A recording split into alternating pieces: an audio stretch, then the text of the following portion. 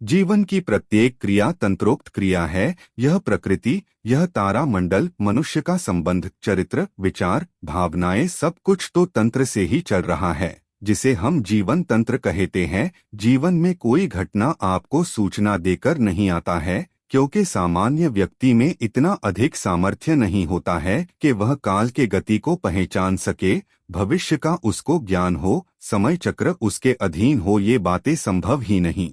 इसलिए हमें तंत्र की शक्ति को समझना आवश्यक है। यही इस ब्लॉग का उद्देश्य है। महालक्ष्मी साधना। वैशाख शुक्ल पक्ष की तृतीया को अक्षय तृतीया के रूप में मनाया जाता है। भारतीय शियों ने 12.5 दिनों के मुहूर्तों को सिद्ध मुहूर्त बताया है। इन मुहूर्तों में कोई भी शुभ कार्य प्रारंभ किया जा सकता है। इन 3.5 मुहूर्तों में नवीन वस्त्र, धन धान्य, गृह प्रवेश, गृह निर्माण, स्थायी वस्तु का क्रय शुभ माना गया है। ये पर्व है: 1. चैत्र नवरात्रि का प्रथम दिवस, चैत्र शुक्ल प्रतिपदा। 2. आश्विन नवरात्रि शुक्ल पक्ष दशमी, विजयादशमी। 3. कार्तिक अमावस्या, दीपावली का प्रथम काल, आधा दिन। 4. वैशाख शुक्ल पक्ष तृतीया, अक्षय तृतीया। इन 4 पर्वों में भी अक्षय तृतीया शुभ कार्य अर्थात विवाह, अस्त्र शस्त्र, वाहन, धन, भवन, भूमि, स्वर्णाभूषण, युद्ध क्रिया, तीर्थ यात्रा, दान, धर्म, पुण्य, पितरेश्वर तर्पण सभी दृष्टियों से सर्वोत्तम है। अक्षय तृतीया के दिन किए जाने वाले शुभ कार्य का फल अक्षय होता है। इस दिन दिया जाने वाला दान अक्षुण्ण रहता है। ज्योतिष की दृष्टि से भी अक्षय तृतीया का विशेष महत्व है। अक्षय तृतीया के दिन सूर्य और चंद्रमा अपने परमोच्च अंश पर रहते हैं। सूर्य 10 अंश पर उच्च का होता है और चंद्रमा 33 अंश पर परमोच्च होता है। इस दिन ग्रह नक्षत्र मंडल में यह स्थिति बनती है। इस कारण इस दिन किए गए मंत्र जप, साधना, दान से सूर्य और चंद्रमा दोनों जातक के लिए बलवान होते हैं और सूर्य चंद्रमा का आशीर्वाद मनुष्य को प्राप्त होता है। वेदों के अनुसार सूर्य को इस सकल ब्रह्मांड की आत्मा माना गया है और चंद्रमा मानव मन को सर्वाधिक प्रभावित करता है। अतः इस दिन मन और आत्मा के कारक सूर्य और चंद्रमा दोनों पूर्ण बली होते हैं। दोनों उच्च के होते हैं। इस कारण अक्षय तृतीया का दिन पूर्ण सफलता, समृद्धि एवं आंतरिक सुख अनुभूति का वाहक बन जाता है। अक्षय तृतीया के दिन भगवान कृष्ण और सुदामा का पुनः मिलाप हुआ था। भगवान कृष्ण चंद्रवंशीय है और इस दिन चंद्रमा उच्च का होता है। चंद्रमा मन का कारक है और सुदामा साक्षात निस्वार्थ भक्ति के प्रतीक हैं। इस अर्थ में निस्वार्थ भक्ति और मन के प्रभु मिलन का यह पर्व है। भक्ति और साधना से ही ईश्वर का आशीर्वाद प्राप्त होता है। अक्षय तृतीया को युगादि तिथि कहा जाता है। युगादि का तात्पर्य है एक युग का प्रारंभ और अक्षय तृतीया से त्रेता युग प्रारंभ हुआ था। त्रेता युग में ही भगवान राम का जन्म हुआ था जो सूर्यवंशी थे। सूर्य उच्च का और परम तेजस्वी होने पर इस योग से सूर्यवंश में तेजस्वी भगवान राम का जन्म हुआ। अक्षय तृतीया के दिन ही भगवान परशुराम का जन्म हुआ था।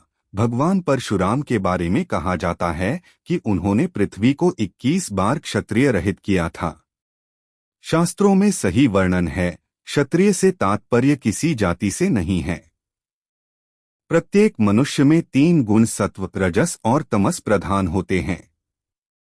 भगवान परशुराम ने सत्व गुण अर्थात शी, वेद, साधना, तपस्या, यज्ञ, ज्ञान के पुनर्स्थापन के लिए रजस और तमस तत्वों का अंत किया था। अक्षय तृतीया के दिन ही भारतवर्ष में गंगा नदी का अवतरण ब्रह्मांड से हुआ था। गंगा नदी को पवित्रतम माना जाता है और भारत की प्राण धारा कहा जाता है। गंगा की सहायक नदियां यमुना, सरस्वती, कावेरी, कृष्णा, गोदावरी, ब्रह्मपुत्र हैं। आठ पतित पावनी गंगा के प्रति श्रद्धा प्रकट करने के लिए अक्षय तृतीया को नदी, तीर्थ आदि पर स्नान संपन्न किया जाता है। पांडवों के वनवास के दौरान पांचों पांडव वन वन भटक रहे थे और उनके पास अन्न धन धान्य समाप्त हो गया। इस पर युधिष्ठिर ने भगवान कृष्ण से इसका उपाय पूछा। भगवान कृष्ण ने कहा कि तुम सब पांडव धौमेशी के निर्देश में सूर्य साधना संपन्न करो। धौमेशी के निर्देशानुसार पांडवों ने सूर्य साधना संपन्न की और सूर्य देव के द्वारा उन्हें अक्षय तृतीया के दिन अक्षय पात्र प्रदान किया गया। कहा जाता है कि उस अक्षय पात्र का भंडार कभी खाली नहीं होता था और उस अक्षय पात्र के माध्यम से पांडवों को धनधान्य की प्राप्ति हुई। उस धनधान्य से वे पुनः अस्त्र शस्त्र क्रय करने में समर्थ हो गए। इसी कारण अक्षय तृतीया के दिन अस्त्र शस्त्र वाहन क्रय किया जाता है। द्रौपदी के चीर हरण की घटना अक्षय तृतीया के दिन ही घटित हुई थी। इस दिन भगवान कृष्ण ने द्रौपदी के चीर को अक्षय बना दिया था। भगवान वेद व्यास ने जब महाभारत कथा लिखने का विचार किया तो सारी कथा का विचार कर उनका धैर्य कम हो गया। तब भगवान का आदेश आया कि तुम बोलते रहो और गणेश लिखते रहेंगे, जिससे पूरी रचना में व्यवधान नहीं होगा। यह शुभ कार्य वेदव्यास जी ने इसी दिन प्रारंभ किया था और महाभारत द्वापर युग का ऐसा विवेचनात्मक ग्रंथ है जिसमें उस काल की प्रत्येक घटना स्पष्ट है, जिससे कलियुग में मनुष्य यह जान सकें कि जीवन में उतार चढ़ाव, लाभ हानि, मित्रताद्वेष, यशपयश क्या होता है, तथा जो व्यक्ति श्री कृष्ण अर्थात भगवान का ध्यान कर उनके सम्मुख नम्र रहता है वही इस संसार चक्र में विजय होता है।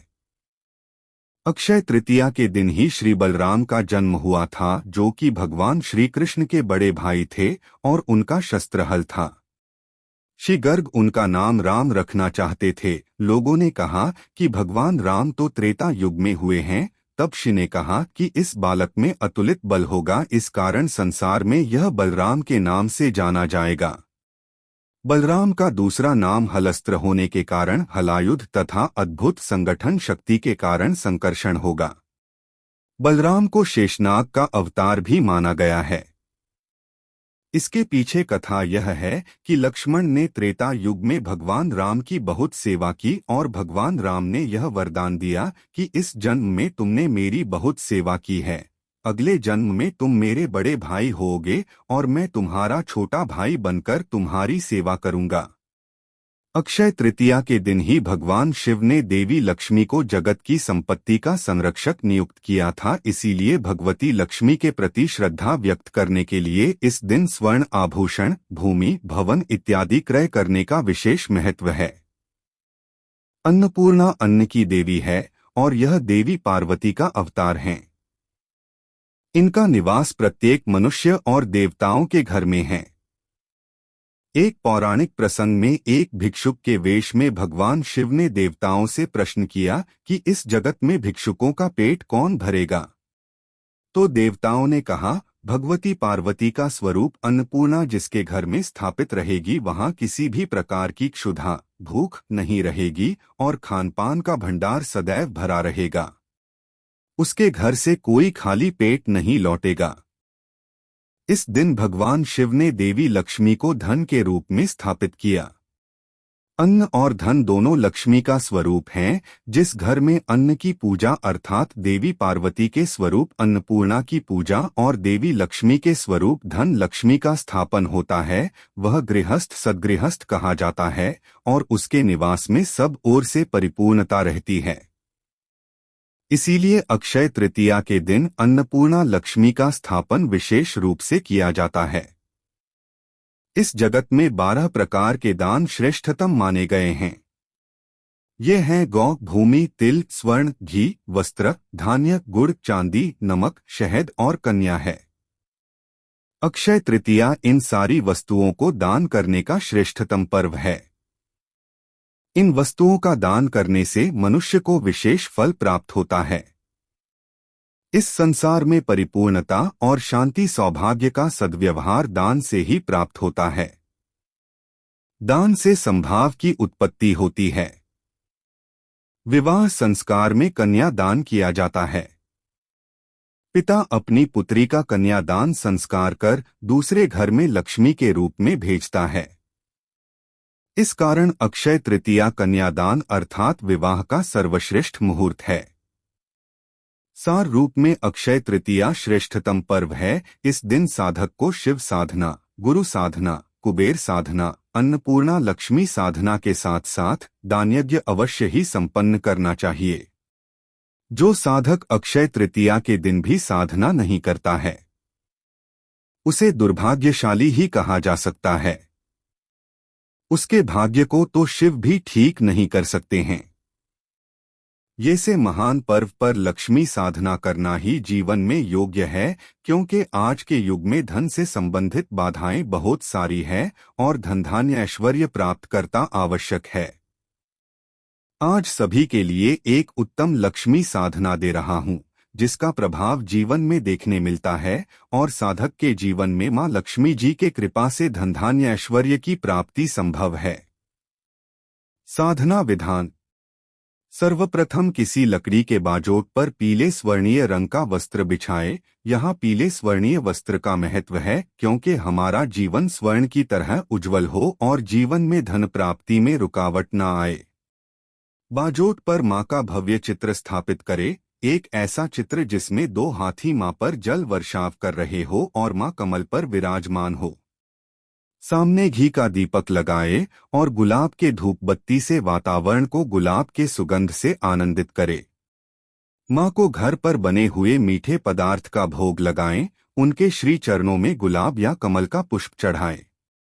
कुछ फल भी रखे जो भी मार्केट में ताजा मिल रहे हो। यह साधना कुछ कारणों वश अक्षय तृतीया के अवसर पर नहीं कर सके तो किसी भी शुक्ल पक्ष के शुक्रवार को कर सकते हैं।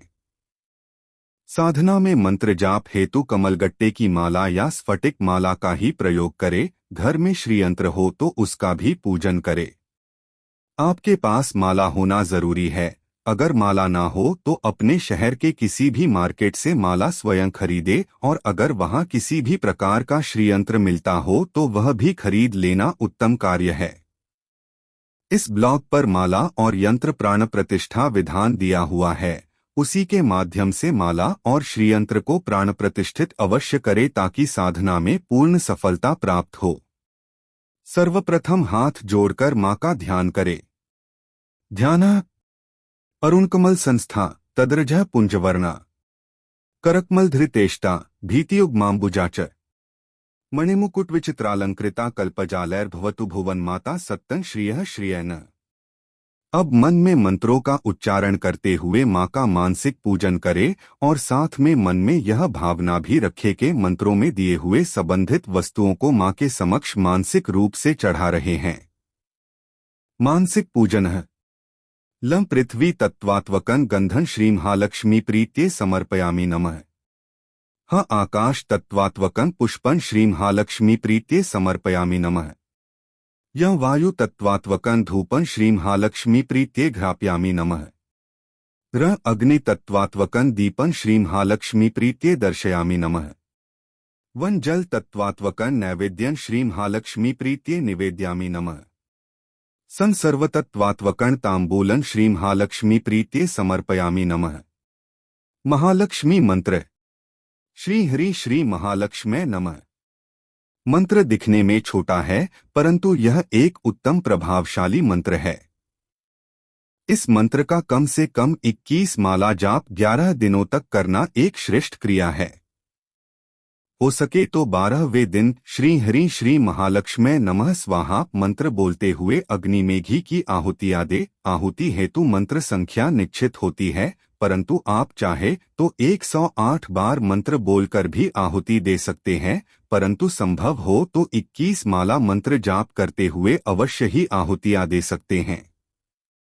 नित्य जाप समाप्ति के बाद साधक निम्न मंत्रों के साथ हाथ जोड़कर क्षमा याचना करे। क्षमा प्रार्थना। अपराध सहस्राणि क्रियन्ते हंसं मया दासोऽमिति मां मत्वा क्षमस्व परमेश्वर एक। आवाहनम न जानामि विसर्जनम पूजा चैव न जानामि क्षमयता परमेश्वर दो।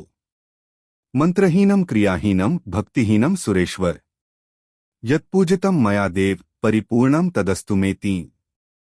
अपराधशतं कृत्वा श्रीसद्गुरुं च यः स्मरेत् या गतिं संवाप्नोति न ता ब्रह्मादयः सुराः चार। सापराधोऽस्मि शरण प्राप्तस्त्वा जगदीश्वर। इदानीं नु कम्प्योऽहं यथेच्छसि तथा कुरु पांच। अज्ञानाद्विस्मृतेर्भ्रान्त्या यन्न्यूनमधिकं कृतं तत्सर्वं क्षमयता देव प्रसीद परमेश्वर छे। ब्रह्म विद्या प्रदातर वै सच्चिदानंद विग्रह। गृहाणार्चामिमा प्रीत्या प्रसीद परमेश्वर साथ। गुह्याति गुह्य गोप्तात्वं गृहाणास्म कृतं जपम। सिद्धिर्भवतु मे देव त्वत्प्रसादात् सुरेश्वर 8।